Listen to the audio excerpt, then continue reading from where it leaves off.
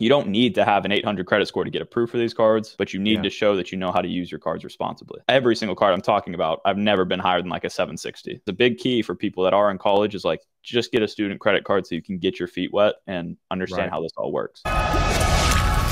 If you guys are looking to get the right credit cards, especially if you're between 18 to 24 years old, this is the video where you're going to learn all of those steps. Listen, I was able to grab Mr. Spencer Johnson. This guy's been able to get certain credit cards that most adults would dream of. But listen, he's going to show you exactly the order that he was able to get them in and what he was able to do to go ahead and get approved. I guess just to give you all background on me, I am 23 years old and currently have 10 credit cards. The total credit line is pretty high, but it's higher than my income. So I've been able to kind of garner, some success in the credit card game, and using my credit cards responsibly, I've been able to accumulate some decent cards. And that's both on the personal and the business side as well. Something we could talk about too. It's a little bit interesting to have somebody at my maybe with business credit cards, but I do have a few of those. But yeah, just I guess to jump in with like the beginning of my credit card journey, since that is the important piece of this when you're, 18 to 24, for example. The way that I got started was I actually got my Chase Freedom student credit card whenever I was in college. So that was the first credit card I got. I banked with Chase. One of my buddies told me that I should get in the credit card game. My mom was like, yeah, let's start building you some credit. Went with her and got the Chase Freedom student credit card, which is how I was able to start my journey, which I think is a big key for people that are in college, is like, just get a student credit card so you can get your feet wet and understand how this all works. Doesn't give you a ton of benefits, but it is it's a good way to get started, Okay. Is that kind of that's similar? Card number one. Yeah. And then that credit card itself, actually, I have recently product changed. So it's not the Chase Freedom student anymore. And actually that card I should have mentioned, this card is not available anymore. It's been replaced with the Chase Freedom Rise. So, but I do recommend that card still for beginners, because that's also open to people not in college. So definitely would look into getting that. And then naturally from there, I mean, I had no credit history before that, just to keep things clear. So that's the beauty of a student or a secured or a credit builder credit card, is you don't need the credit history.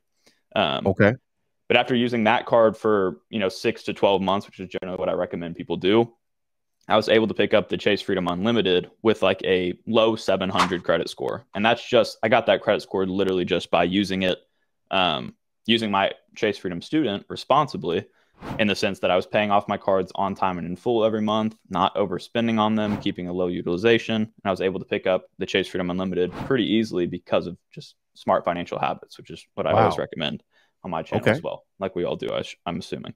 Absolutely. And then I don't know how much you talk about the Chase trifecta on your channel, but I know it's the massive talk of the town on YouTube in general.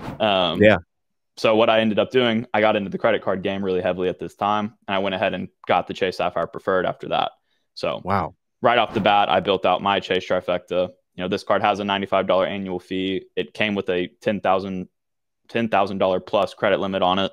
So this was like my big first step into the credit card game. There you go. How did it feel when you got that, by the way? Dude, I remember that was probably the most excited I've been to get approved for a credit card still. There is one later down the line that I've gotten that I was also pretty dang excited about, but that was like when I could feel myself getting, feeling a little bit like proficient in the credit card game, I guess. There you go. Awesome. Yeah. And then after that, I continued to build out my setup with a few more cards, like my City Custom Cash, for example, just to fill out my spending categories. And again, all of these credit cards I'm talking about, I've never had, probably until recently, above like a 760, 770 credit score. Like I've never even been like up that high, because I just don't have that credit age behind me. Yeah, the 8, correct.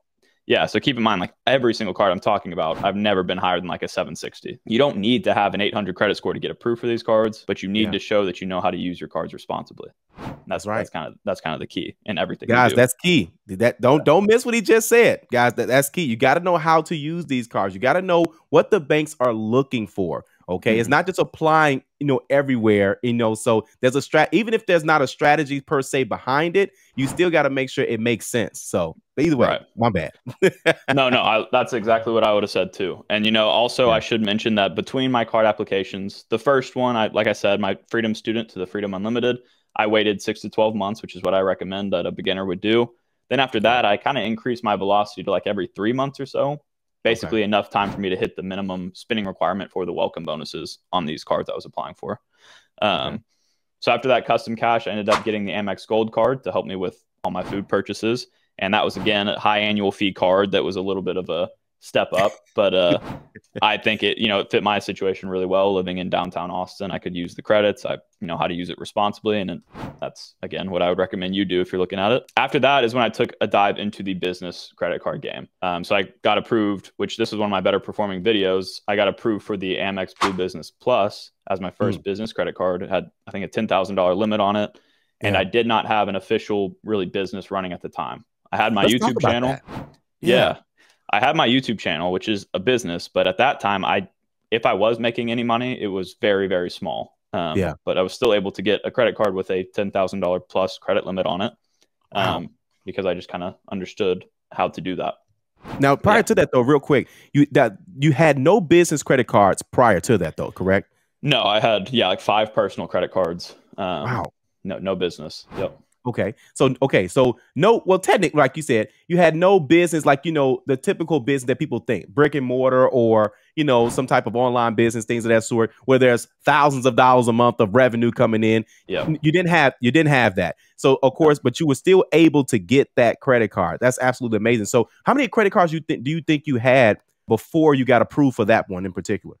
Yeah. So I guess I had 5 personal at that point, if I'm reading this correctly, looking at all my cards on my table here. But but yeah, then I got the Blue Business Plus because this all goes into the strategy. I know I was at 524 with Chase, which is a really annoying rule. I was maxed out of getting any more Chase cards. So I knew that if I got a business credit card, particularly from Amex, and I knew the Amex Blue Business Plus was a pretty easy one to get approved for first, which is why I started there.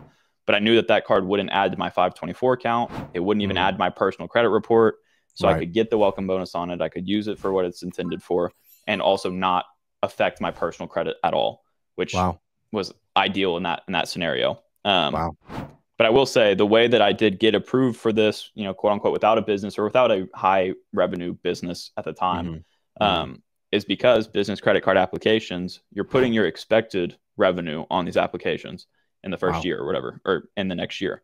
So if you have even just a business idea, you haven't started it yet, but you need to fund this business, you can do so with credit cards technically. But again, don't just get them to spend money and then never pay them back. You got to be paying them off on time.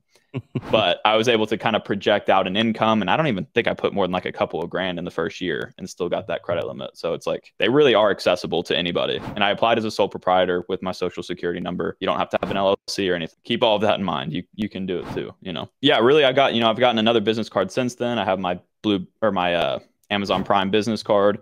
And then my most recent card was the make sure there's no numbers, the Marriott Bonvoy Boundless card, which I made a video about literally last week. So this is my first hotel card, which I'm getting because I'm starting to travel more.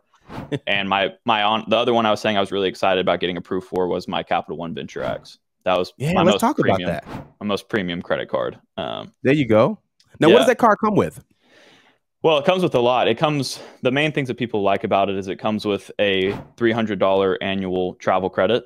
Granted, it has to be used through Capital One's travel portal. So if you don't like using travel portals, that turns people off of it. But for me, it's easy enough to book 1 trip per year through a travel portal. It's not. I used it for this road trip I'm about to go on next week or this week actually. Nice. So it was really easy to do.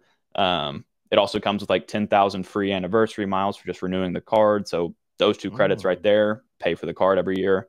You get TSA entry or TSA pre-check and global entry with this card as well.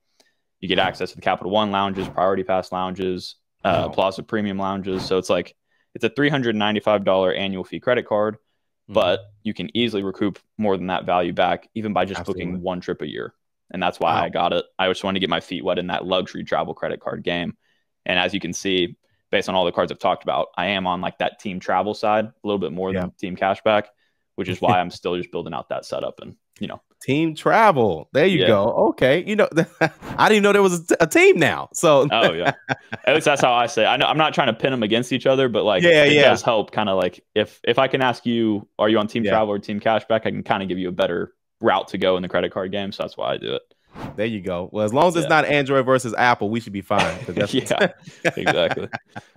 Awesome. All right. And then, so that pretty much, that's all the cars then for now, right? Yep. That was all 10 of them really quickly. I do have the American Express Centurion card though, but it's actually a joke. It's not my card. but one of my subscribers sent that to me, so it's kind of cool. I have that in my setup, but I don't actually ever carry it, obviously. But right. There you go. There you go, man. That's what's up, man.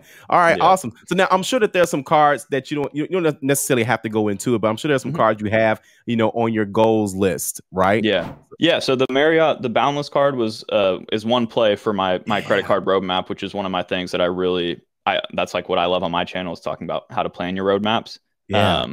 But the Boundless card, after a year, and if it has a $10,000 credit limit on it, you can product change it to the Ritz-Carlton credit card, which is a luxury hotel credit card with Chase.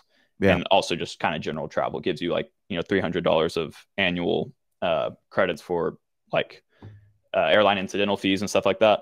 So it's a general travel card, but that is one of my dream cards to have in this setup at some point. So after a year from now, I should be able to get that one. At some point, I do want to probably add in, again, all on the same vein of team travel. I'd probably like to upgrade my Chase Sapphire Preferred at some point to the Chase Sapphire Reserve. That way I could take advantage of all those benefits. I'd like to also get the Amex Platinum card at some point. And I say all this to take it with a grain of salt, because I am a credit card YouTuber. So in a sense, a lot of these cards make sense for me to get just to test and share experience with the channel. Absolutely. My in-game credit card setup is not going to be 30 credit cards. Eventually I'm going to, kind of come down to a solid setup of like 3 to 5. But for now, I'm just getting all those welcome bonuses and adding whatever I can to help me travel the world for free. So, or close to free. Absolutely, man. Absolutely. Well, listen, thanks again, Spencer. We greatly appreciate you breaking down essentially your credit card roadmap, since you started, with your first card, and it's great to see it, work out that way. Cause a lot of times, especially with people in your age group, a lot of times people are not really paying attention, I don't think, as much to credit cards and things of that sort. They start thinking about that like in their late 20s or early 30s. And that's if they even qualify, assuming they didn't make any credit mistakes or anything like that. But you're, creating those good habits early. You're showing the banks what they're looking for early. And that's only going to lead to more opportunities. So, of course, you're most definitely right on track. Yeah, I appreciate that. I mean, my word of advice to everybody is like, I'm not doing anything special here. I'm just paying off my cards on time and in full, making sure I have a good strategy behind me, and just doing everything as responsibly as I can. And that is all you need to do. You can do exactly what I do. I just put myself on camera, but I would have been doing this either way, So just keep doing that research, and especially do it early on so you don't get yourself in any trouble, in the beginning stages. So Spencer goes over more videos very similar to this, and you guys can keep up with his credit card journey as well as his educational journey right there on his YouTube channel. So you guys can go ahead and subscribe to his channel. I got it right there at the bottom, and that is Spencer Johnson Official. So thanks again, Spencer. We greatly appreciate your time today, and thanks again for stopping by. Yeah, I appreciate you again for having me on.